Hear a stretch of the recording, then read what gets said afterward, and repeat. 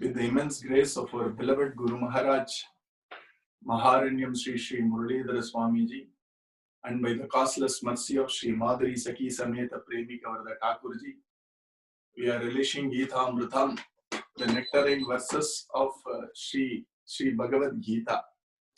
As we discussed earlier, for some of the people in this world who are spiritual aspirants, they need to read Gita, understand the path, understand the purport, and then travel in the path. But we are all very fortunate because even before we explore the various intricacies of Bhagavad Gita, Bhagavan has been very kripalu, very compassionate with us. We are already in a satsang. We are already following the fundamental teachings of Bhagavad Gita. We are already leading a life surrendered to Bhagavan. We are already having a satsanga. We are already having a guru. And Gita serves as a reiteration, reinforcement of that wonderful life that we have been bestowed with by the kripa of our beloved Guru Maharaj. So Swamiji used to say, for some devotees, they look at Shastra and try to design their spiritual life. And if that knowledge from Shastra alone needs to guide our life, we will be ridden with confusion and doubts. But if Kripa first takes care of us, and then we open Shastras like this, we clearly see that what we are, what we live, what we think, and what we understand from spiritual path, etc. The Shastras merely go ahead and reinforce it, confirm it, and that is our fortune. And we saw that Nama Sankirtana or Mahamantra is the fundamental for any spiritual growth in this current age of Kali Yuga. And Bhagavan finally points out to that path. And the greatest of all Charma Shloka, the greatest shloka in Bhagavad Gita is Charma Shloka. Charma Shloka is a shloka for sannyasis. Charma Shloka is the shloka of surrender for devotees. Charma Shloka is the shloka of tremendous hope for even people who are fallen. Our Guru Maharaj interprets Charma Shloka in three ways. Sarva Dharman Parityajya, Mamekam Sharanam Vraja, Aham Tva Sarva Papepyo Moksha Ishyami Masuchaha. This is for the greatest adhikari like Shuka, Sanaka, the rishis who are already jnanis, they can't do any karma. So the Charma Shloka applies to them also, that they have left all the dharma and they are constantly in the state of Krishna Anubhavam. And the second type of devotees are like Yudhishthira. This Yudhishthira, they don't leave the karma, but they completely offer all the karma pala to Bhagavan Sri Krishna. So Sarva Dharma Parityajya for them would be Sarva Karma Pala Parityajya. The equivalence of abandoning or offering the fruits of karma is equivalent to even abandoning karma, because desire is the most biggest hurdle for us to attain Bhagavan. And the third type of devotees are bhakteh ajamilam agam namami dekhi me tava antima smarano. The third type of bhaktas are ajamila, shatrabandhu. Those are people who, though they know that they have to follow the dictums of our scriptures, they are brashta, and they are not able to, they are weak. And for them, what is the gati? For them, when we are in this Kali, Kalmasha Chittana, Papatravyopa Jivinam, Vidikriya, Vihinanam, Gatihi, Govinda Kirtanam. So for them, the only gati, because Vidikriya, Vihinanam, there are no restrictions, rules, etc. are able to be followed. And all the kriyas told by your Veda Mata, depending on who we are, where we are, cannot be followed. What is the gati for us? Govinda Kirtana. So final Sharanagati is towards the Sharanagati of the Bhagavan Nama, and that is the reason why our Bhagavatam and Bhagavad Gita and all our Shastra, they show the supremacy of the divine name, and they say the final refuge is Kripa of Bhagavan in form of holding on to the given divine name. And chanting the divine name is also called Vachika Sharanagati. It is the vocal or verbal surrender to Bhagavan Sri Krishna. and hence our asaram can be interpreted in a practical term for normal people like us as holding on to the divine name. And holding on to the divine name also, we discussed yesterday, Anushteyatvat, that because we can actually practice the Sara of Gita, as our Adi Shankara Bhagavad Padji says, is Mat Karma Krit, Mat Bharamo, Mat Bhaktaha, Sangavarjitaha. And that also can be fully accomplished just by holding on to Maha Mantra. When we are actually chanting the divine name and working in the world, it is like we are protecting ourselves with the gloves. We are protecting ourselves with the mask and yet going in an infected area. And likewise in samsara, we protect ourselves with the wonderful God called the divine name. And we go and work around in this world. Whatever work we do, Bhagavan purifies it because we have the name in our lips. And whatever buddhi we have, Bhagavan gives dadhami buddhi yogam tam. He gives us nischaya buddhi. He makes our buddhi determined. He gives clarity to our buddhi so that we make the right decisions. Nam Sankirtan can do that. Mat karmakrit, mat paramo, and mat bhaktaha. It is Bhagavan Nama which slowly builds the lovely sense of prema in our heart. Our Narada Maharshi says, the greatest sadhana for attaining prema or bhakti in our heart is chanting the divine names. So chanting the divine names and also chanting the divine names as ordained by a great master adds to the power of the divine name. So divine name makes us do karma as karma yoga. Divine name makes us, transforms our heart into that filled with love for Bhagavan.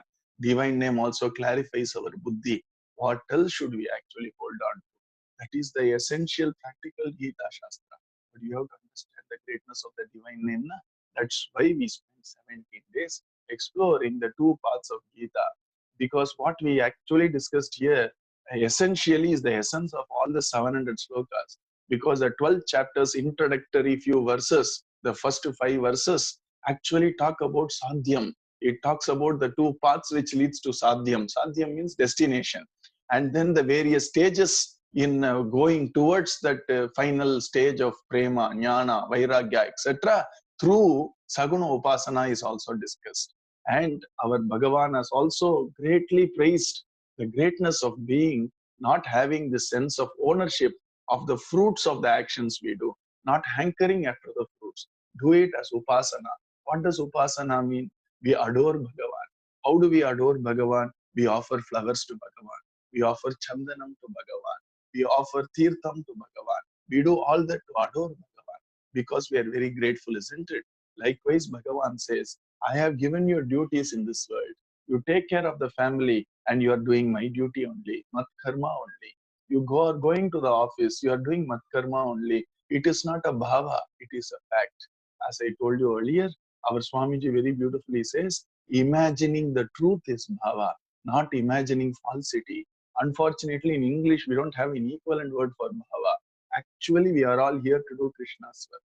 Even if a child is taking care of its room in a big house where the lord of the house, the master of the house has many children and he has many rooms. Now the whole house belongs to the master only. Na? So even if the child is keeping its own room tidy, neat and clean, it is doing only the lord of the house's work, isn't it? So even when we are taking care of our family, when we are looking at each other with love, when we do these little sacrifices and to actually make the other person happy, we are actually doing Krishna's duty. This is what is mat karma krit.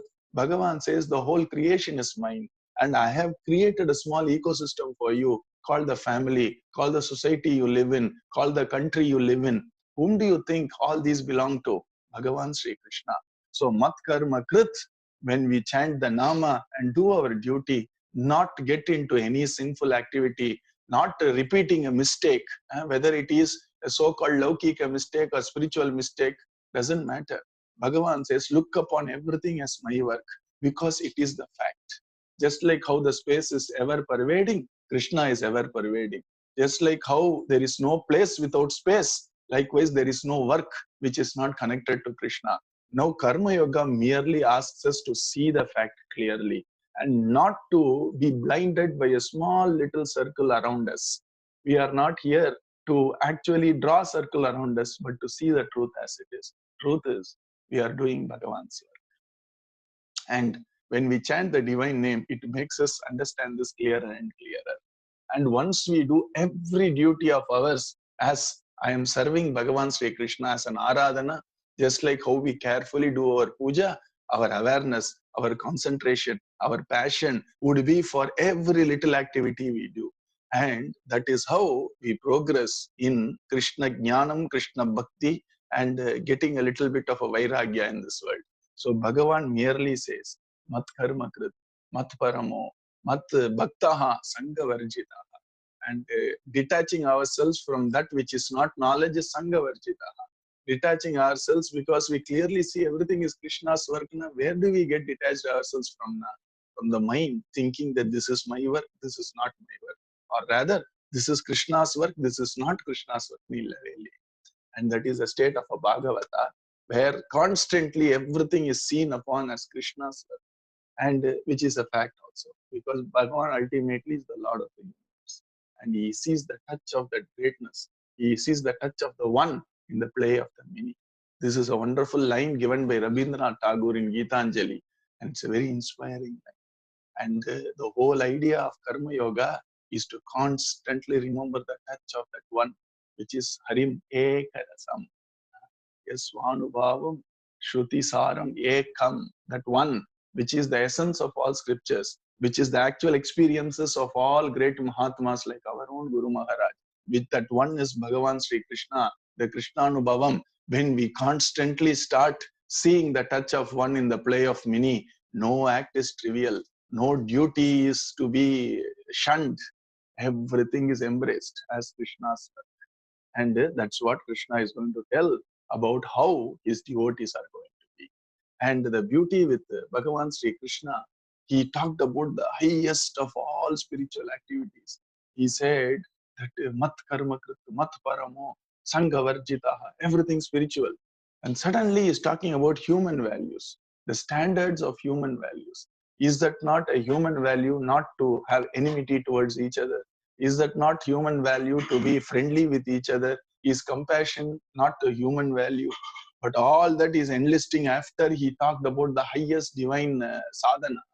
And he is going to tell about people who have completely crossed this ocean of samsara, and they are now already a jnani, already a bhakta who is a jnani. That state they are in. And he is talking about human values. Now, do you understand why our Swamiji said humanity and divinity are inseparable? We can actually scale the heights of humanity only through the medium of divinity. If you have to scale the peak of humanity, if humanity is to be imagined as Himalayas, and we have to go to the peak and ever rest there in that wonderful human values, we need this rope called divinity, this spiritual sadhana to scale there. Without a spiritual enhancement, we cannot scale the heights of human values. And human values, some basic human values are absolutely essential for us to go in the spiritual path. That's why he put an end there. And humanity and divinity are inseparable. And that's what our Vidura Swami very clearly tells in this discussion with Maitreya Swami in the third canto of Bhagavatam.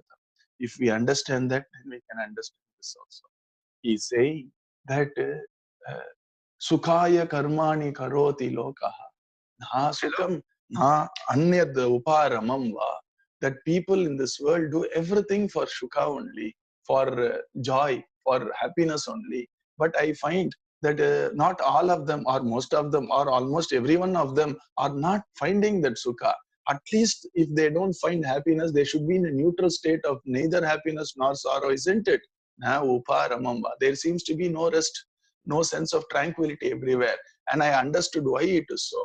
People are not finding happiness because they actually have moved away from the path of Dharma. There is a universal values called Dharma. These are not only human, they are spiritual. So these values can't be categorized as human values and spiritual values. I'll tell you why. Because when we move away from Dharma by design, if we drop a ball from above, it has to go down by design, because there is something called a universal law at play called gravity. So we can't hope when I drop a ball, it will go up. And it is called gravity. When you pour water, it has to fall down. When you light a lamp, the lamp's flame has to go up only. These are universal laws. You can't beat universal law. Like we have universal law like gravitation, etc. in the physical universe, there are universal laws of our spiritual universe. There are universal laws in the spiritual space. And that universal laws in our spiritual and psychological space is what is called as Dharma. We can't beat that universal law. If we want to progress, if we want to attain what we are chasing for, if we want happiness, we got to be in line with those universal values and use those universal values to help us move towards the purpose of life, which is Krishna Prema or liberation. So here, the universal values, the moment we depart from, when we depart from Dharma, we have already signed up for misery. And so our Vidura Swami says, because people move away from Dharma, obviously since they move away from Dharma, by design, they are going to fall into misery. And then he adds one more thing. Why do they move away from Dharma? Is they take their face off Krishna. The moment we take our entire focus off divinity, then automatically the mind gets caught in the actual Maya, or it gets deluded and falls away from the path of Dharma. Why? Because Bhagavan himself says, Dharmasya Prabhurachyutaha. The Lord of Dharma is Bhagavan Sri Krishna. The moment we take the eyes off the Dharmatma, the moment we take the eyes off Bhagavan Sri Krishna, then obviously we also move away from Dharma. If somebody is not being a Krishna Bhakta, yet they are following Dharma, wait till they are challenged. Wait till they get a knock in this life. Suddenly, Dharma is forgotten. They become bitter. So even Dharma seen without Bhakti is only a transient Dharma. Why? Because Dharma nourishes Bhakti and Bhakti completes Dharma.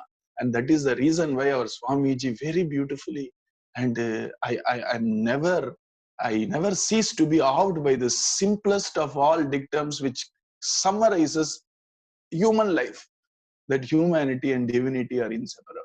For us to grow divinely, we need some human values. We can't be hard at heart and hope that I'll become a jnani. Neither will a jnani have complete apathy towards humankind. In fact, opposite. A jnani is a complete human.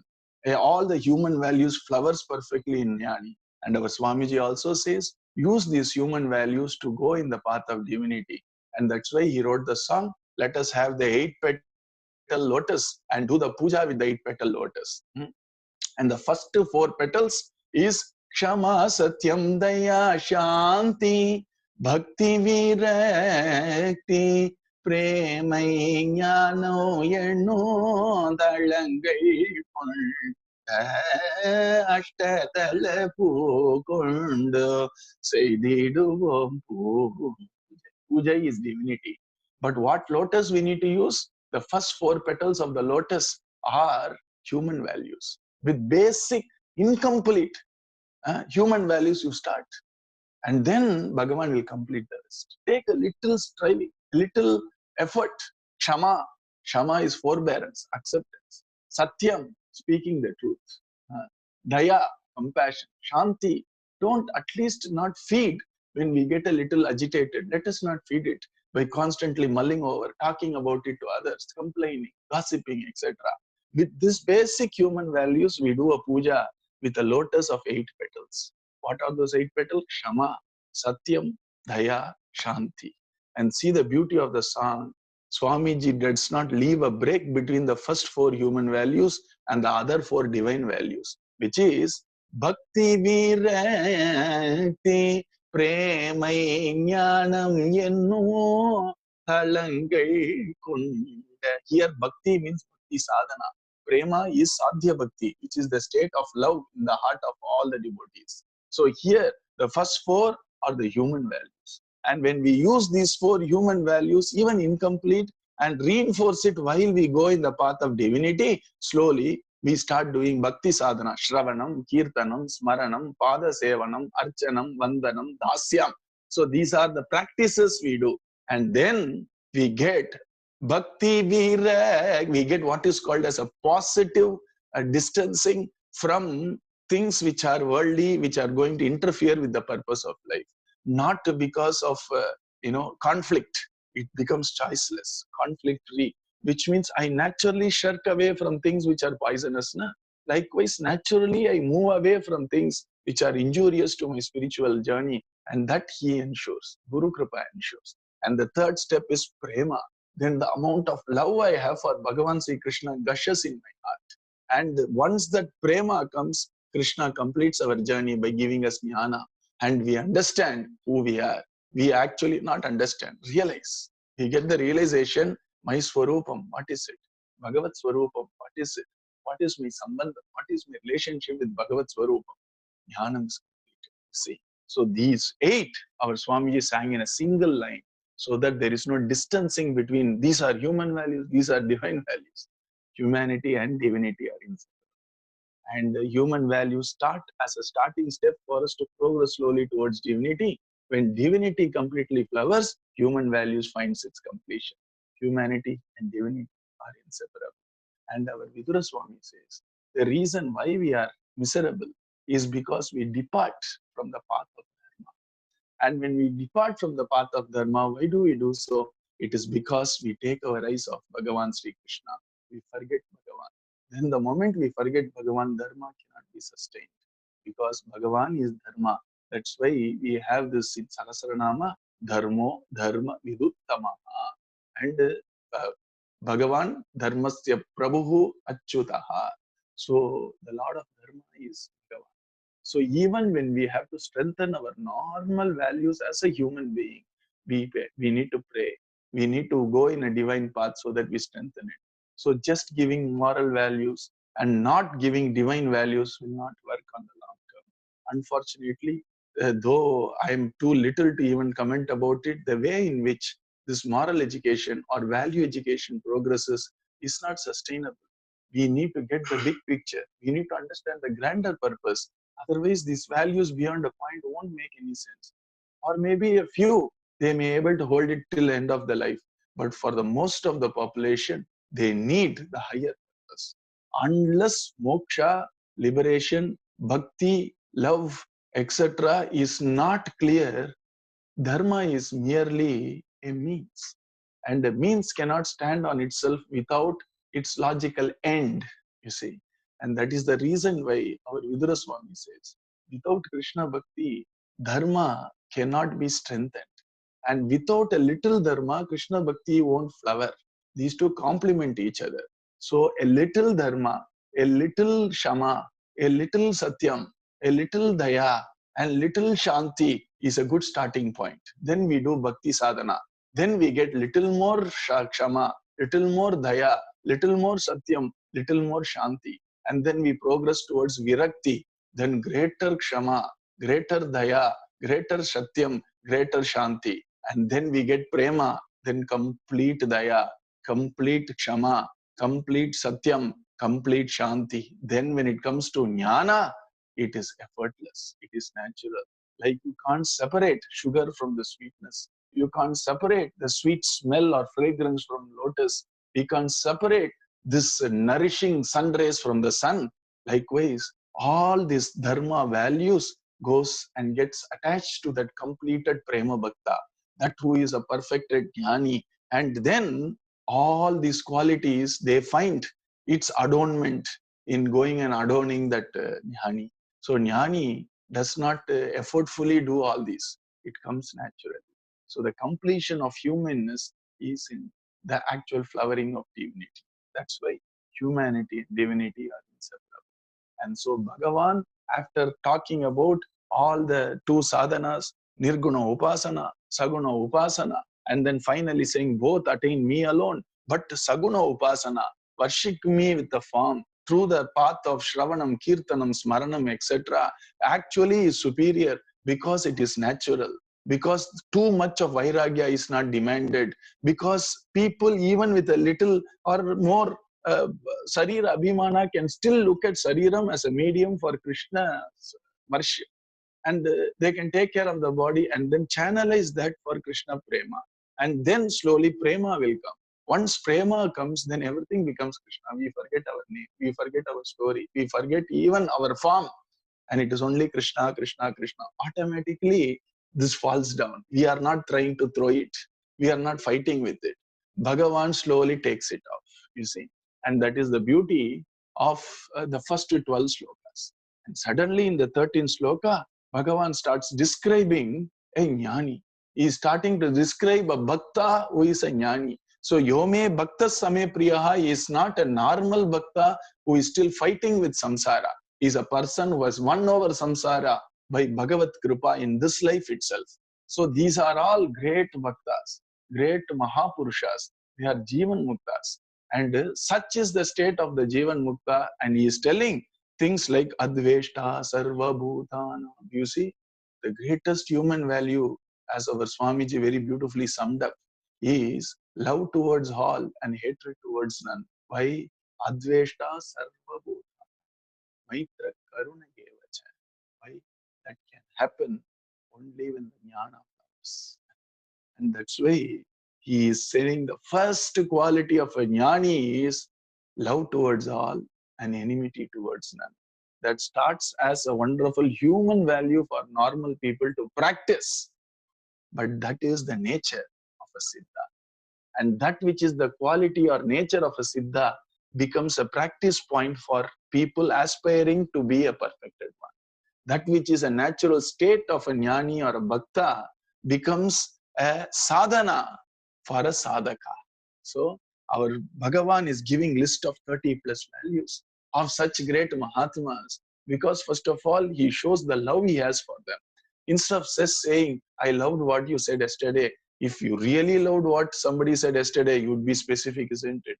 That which you said, this one, this wonderful theme which you presented, in this manner you presented, that I love the most. This raga which you did alapana before you started the kirtan, that alapana I loved the most. You'll be very specific now. So Bhagavan very specifically is doing bhajana, and generally in a bhajana you repeat a pallavi, na? Our pallavi enna yo me bhaktas me priyaha, yo me bhaktas me priyaha. That I love my devotee, I love my devotee becomes a refrain in this wonderful song which Bhagavan is singing to show his love for the Bhagavatas. So he starts by saying, Adveshta sarva bhutanam maitra karuna yevacha nirmamo nirahankaraha samadukka sukakshami. Adveshta sarva bhutanam. That yogi has completely eschewed enmity towards one and all. Adveshta sarva bhutana maitra karuna yevacha. And the first mark of a jnani is the completion of a human value called adveshta. No enmity towards anybody. Everybody is seen as alike. Samatvam is there. And maitra karuna yevacha, friendliness, compassion. And he has all this. And how? Nirmamo, nirahankaraha, that complete state of selflessness. When you say no name, no fame, no self or personal interest, no personal agenda, only God, that is the state of a jnani. No name, no fame is lack of ahankara. No self-interest is the state of no mamakara. And what remains is only God. So if we can get to a state where name or fame or my ahankara is totally eschewed and my mamakara, mindness in form of no personal agenda is taken care, what remains is only God. Only our antaryami remains. And that is the reason why our Bhagavan first says, Adveshta sarva bhutana maitra karuna yevacha nirmamo nirahankaraha samadukka sukakshami. So here Bhagavan is saying that jnani whom I love the most, that jnani whom I love the most will have the sterling qualities. He is hateful towards none and he is loving, friendly, compassionate towards all. Why? Because he has no sense of me and mine. Samadukkaha sukakshami. Bhagavan is telling, hey, this is what we all aspire for now. Is that not what we all aspire for? Can we be happy when we have any enmity toward anybody? Can we be happy if we are constantly thinking about I and mine? We all seek that happiness. Our Bhagavan is saying that values which you have been seeking right from birth, those values which seem to be very elusive for us, Bhagavan is saying, you do my bhakti, you do chant my divine name, you will see the progress as we keep chanting the divine name and going in the path of Saguna Upasana or Nirguna Upasana for that matter. We don't talk about Nirguna Upasana because Bhagavan clearly said that Maya Veshya Manoyema Nitya Yukta Upasate Shraddhaya Parayopeta Hateme Yukta Tamamataha. When he says that if somebody is established in me and in my Saguna Upasana, I consider him the most established yogi, supreme yogi, the one who understands the yoga the best. And so here Bhagavan is saying, the need of the hour in this world is all this now. Need of the hour is Maitri, which is friendliness. Need of the hour is compassion. Need of the hour is no sense of hatred towards each other. Each of us have a little hatred. Each of us have a little resentment. Each of us have a little sense of enmity towards something or somebody. Each of us have a little lack of compassion, little lack of friendliness. All these small units adds up to become global conflicts, global drought, etc. Why we are the world now, which is the reason why when we want the world to be a better place, when our Swamiji says, Ulagam kandar, what does he mean? How can me chanting make a transformation? At least it makes transformation in my world. People around me, you do it, I do it, he does it. Slowly, it will become a very different world, at least for us. And that is the beauty of our Bhagavan suddenly changing track. Instead of saying Paramananda Swarupi, he is in that complete state of Ananda. Our Bhagavan is saying those values which we have been taught, which we have been pursuing, will come automatically, Arjuna. All you need to do is do my bhakti. I shall bless you. We need all these values to be at least human.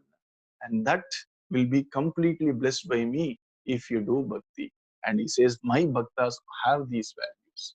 And Bhagavan is hinting two things. One, get into a satsanga of such a bhakta. And not 20%, 30%, to an extent, sadhu sangha. But for us to completely surrender to a Mahatma, we should know who it is. And here, this is the state of the Mahatma. Adveshta sarva bhutana, maitra karuna evacha, nirmamo nirahankaraha, samadukka sukakshami. And he is in that state of complete lack of enmity, friendliness, and a complete state of equanimity. Samadukkaha sukhaha. People may talk, but what they are makes a big difference. When it comes to secular subjects, we don't have to really worry about what that person's character is. As long as we learn something from that person, it is enough for us. But when it comes to spiritual stuff, what the person is as important as what the person teaches, because everything which that person or that personality or Mahatma teaches is adrishtam for us. We don't know. We have to hold on to the faith in that person and his words to progress in this path, which is not true for other secular sciences or other stuff. So here, our Veda Mata says that Shrotriyam Brahmanishtam. Not only should we be able to actually explore the various themes of scriptures, we should also live it. We should be a Brahmanishta. He can't just be a teacher. And teacher has their own purpose, but you can't surrender to a teacher who merely teaches slokas, etc. We need to surrender to a person who lives these values. And that's why Bhagavan says that such a bhakta is very dear to me. And such a bhakta is very dear to me. And the first sterling quality, Atveshta, which also Bhagavan is saying, once you look at the end, it inspires you to chant more. The moment we understand, when we actually chant the divine name, one day I'm going to have that heart filled with love. I'm going to have that heart filled with friendliness. I'm going to have the heart filled with compassion. I'm going to have a heart where I'm not going to even nurse enmity towards people who tend or try or maybe the cause of hurting me. And I'm going to drop that I. I'm going to drop that mama, mine. And sukham and dukkham is going to be samam to me. I'm going to be in the state of ananda all the time. Sama dukkha sukhaha kshami. I'm going to be accepting. I'm going to be tolerant. And Bhagavan is saying these are the qualities of a bhakta. And he is very dear to me. He is telling, are these not qualities worth emulating? Is that not state of that bhakta worth living for? And Bhagavan is actually showing us the final state. And he's trying to tell all of us, don't worry, I will take you there. Just cooperate with me. And he's eulogizing the qualities of a bhakta to inspire us to lead a higher life a little bit. Inspire us to love Bhagavan a little bit more. Inspire us to chant Maha Mantra a little bit more. As we keep remembering the sterling qualities, it inspires us. Na? So Bhagavan is doing his bit to inspire us to slowly guide us to go slowly towards the path, so that we get the energy, we get the passion to continue in this path. And then Bhagavan says, Santushtas satatam yogi yatatma drida nischayaha mayyarpita mano buddhihi yo madbhaktas same priyaha. That devotee is very dear to me. What is that devotee? Generally, when you say devotion, what does it mean? It means the devotee says, Krishna is very dear to me. I shall do anything for Krishna. That's what devotion is. Here, Krishna is telling the opposite. That these devotees who do devotion is very dear to me. What does it mean? I will do anything for them. See, and I'm ready to give up anything for them. He tells Uddhava, I will give up Shankara. I will give up Brahma. Why? I will give up my own self. I will give up even Shri for you. You are far more dear to me than all these. You see? Bhagavan's love towards a devotee. What will Bhagavan not do for a devotee? And Yo me bhakta same priyaha is well explained in Ambarisha Charitra, where when Durvasa runs to Bhagavan, he says, Aham bhakta paradinaha asvatantra ivadvija. I am no longer swatantra. Of course, philosophy says I am swatantra, but for the world I am swatantra. When it comes to my devotees, I am not independent. I am completely tied by their devotion. Something which ties Bhagavan itself is the devotion. And so Bhagavan says, Yo me mat bhaktas same priyaha. Yo mat bhaktas same priyaha. That devotee is very dear to me. And when somebody is very dear to us, what will he do? What will we not do for the devotee? Such is the greatness of Prema. Such is the greatness of Bhakta, which can bind even Bhagavan. Kanninun siruttamvinal kattunna panniya perumayan. Yennappanil. And today, in some parts of the world, it is the descent day of the great Alvar, Madhurakavi Alvar. And he said that very fine rope of love has tied down even Bhagavan Sri Krishna. That is the beauty of this love. That is the beauty of Saguna Upasana. And that is the state of Jnanis. And Bhagavan loves Jnanis, irrespective of whether they follow the Saguna Upasana, Nirguna Upasana. Jnani is a Jnani. Santushtas satatam yogi. Santushtaha. A yogi is always at peace because he is always contented, or she is always contented. Satatam, always. In the state of surrender, we get this. If you completely surrender to Krishna, like chandanam, pushpam, and tambulam, like sandal paste, betel leaf, and flower, where you keep, it will be there. Na? If Bhagavan takes chandanam and puts it in his vakshasthala, it will remain there, bhagyam. If we just have this tambulam, show it to Bhagavan and keep it below, the tambulam stays where it is, bhagyam. And if you offer a flower to the feet of Bhagavan, bhagyam. Likewise, wherever Bhagavan keeps us, we think that's what he wants, bhagyam. Santushta satatam yogi. Without if only, if then is not the path of surrender itself. So imagine how a yogi would be. Always contented. Yatatma drida nischayaha. And he's saying, yeah, Santushta Sadam yogi completely has controlled his senses. And he's the Lord of the senses now. And Yatatma drida nischayaha. His mind and intellect are constantly focused only on Bhagavan. Who? Bhakta Jnani. Chaturvida bhajan temam, Jnani also does bhajan. Na? That bhajan which a Jnani does is most loved by Bhagavan. You see. And Yatatma means totally restrained. You see. Completely controlled. Yatatma. Because he's a yogi. Mayyarpita mano buddhihi. Mayyarpita mano buddhihi. That manas and buddhi is offered to Bhagavan. What does it mean? Think very deeply about it. Because we are all in a satsang, we can see it in two ways. Mayyarpita mano buddhihi, na? When we have a Mahapurusha, that Mahapurusha does not have a thought of his own. A Mahapurusha does not have a decision of his or her own. A Mahapurusha or a Jnani or a Acharya Purusha merely is a channel, if I can use the word channel, for Bhagavan's Kripa to flow to all of us. They don't have their own individual constraining. So whatever they think, whatever they tell is clearly Bhagavan telling. That is the reason why we revere Guru Deva Tatma. And we revere Guru as Bhagavan, not because of any other reason.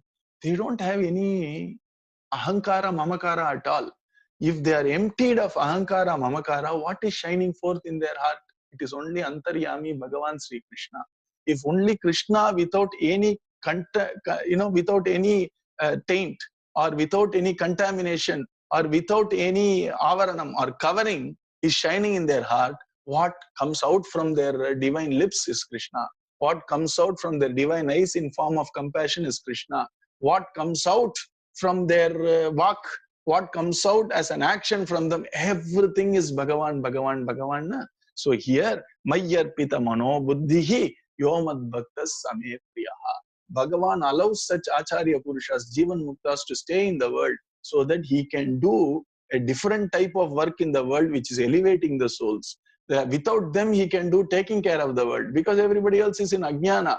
For those rare few who have sort of surrendered to Bhagavan Sri Krishna or who have been very fortunate to be picked by Krishna Kripa, Bhagavan had to work to take them to their feet only through the hands of such Mahatmas. And whatever those Mahatmas do is what Krishna does, isn't it? So, Mayyarpita Mano Buddhihi, and since they do my work and I get all my work of elevating the souls done through them, I do all my work of taking the fortunate, Kritartha Jana Gana Mangala Moolam. Some people have to come to me. I can't do it directly because the entire world is enveloped with my own power. And I have kept some people whom I love the most called Jnanis, called Jivan Muktas, called Acharya Purushas, Avatara Purushas. I myself come down also to make sure I do this exceptional work of taking care of all my dear souls or elevating them, so which I can't do through the normal governing of the universe, which I have to do only through Maya. So here he says, Mayyarpita Mano Buddhihi. Once Bhagavan Yogi Ram Surat Kumar Maharaj was asked by one of the devotees, disciples, close disciples, saying, Bhagavan, whatever happens is happening as per Father's will, Father na Krishna. And Bhagavan says, yes, whatever happens in my life also happens as per Bhagavan's will. He says, yes. Then the devotee asked, what is the difference between you and me? Like Arjuna asked Krishna. Bhagavan Yogi Ram Surat Kumar answered very beautifully. That's the beauty of such Mahatmas. They simplify very complicated questions into very simple answers which we need to meditate to understand. He said, Bhagavan works in your case through his Maya, which means Bhagavan works through the agency of your ego in your case. In my case, my Father works directly. There is no intermediate thing called ego. Whether ego is a phantom, whether ego is a fantasy, or ego is something which is imagined, all that let it be there. But that's true, isn't it, in our current state? So rest of the people's life, Bhagavan runs through their ego. That is the reason why we think, I decided this, I went there, and thank goodness I did this job, hence I got this. There is an I everywhere. And Bhagavan works through them only. It is only Bhagavan who is running the universe through them. But he does that through the agency of ego. But for Mahatmas, they have completely burnt that ego. They have completely roasted the seed of the ego. Now it won't germinate. So Bhagavan works directly through these Mahatmas. So of course, for you and me, Bhagavan is working only. But he is working through our ego. Naam pesine, nee kete, I told, you heard, etc. But for a Mahatma, there is no I. Once somebody used the word I with Yogi Ram Surat Kumar, he was such emptied of ego that he said, which eye are you talking about, right eye or left eye? You see, for him, I only meant that. For us, I is clearly a one-letter word. For them, it is a three-letter word, you see. And that is their state. Nirmamo, nirahankaraha. Their buddhi, manas is all offered to Bhagavan. So Bhagavan uses their buddhi and their manas as his agency to do his kripa to the world. That's why we don't separate these two. Guru Kripa, Hari Kripa are not separate. Guru veru, Hari veru என்று இருப்பது அறியாதவர் பேச்சு. So if you separate Guru and Hari, we have not understood it properly. You see, and our Swamiji has written a lovely song on it. If you don't think Guru is different, Hari is different. Guru Kripa is Hari Kripa, Hari Kripa is Guru Kripa. And remember, these two, Hari and Guru, are also two-letter word, and it has become one because of the two-letter word. And our Swamiji says, it is my experience. See, that Guru and Hari are one. And that is the beauty of Mayarpita Mano Buddhihi. Yo mad bhaktas same priyaha. Such a bhakta is very dear to me.